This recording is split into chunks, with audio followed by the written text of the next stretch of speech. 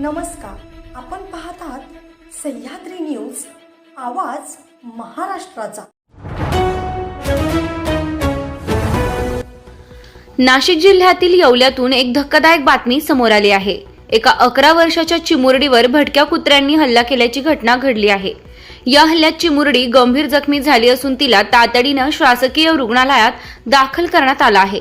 मिळालेल्या माहितीनुसार येवल्याच्या बदापूर रोडवर ही घटना घडली आहे। परी करवर असं या मुलीचं नाव आहे। ही चिमुरडी मोकळ्या मैदानातून जात होती, त्यावेळी समोरून एक कुत्रा भुंकत होता। परीने बचावासाठी दगड उचलून मारला। या कुत्र्याचा आवाज ऐकून आजूबाजूची आणखी 5 ते 7 कुत्री धावून आली।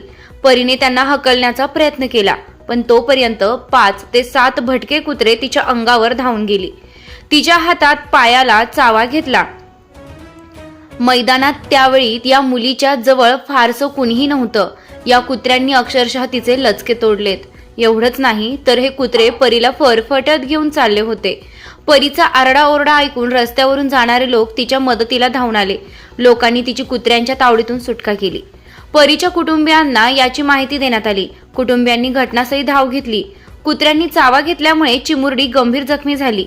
तिला तातडीने शासकीय रुग्णालयात दाखल करण्यात आलं होतं।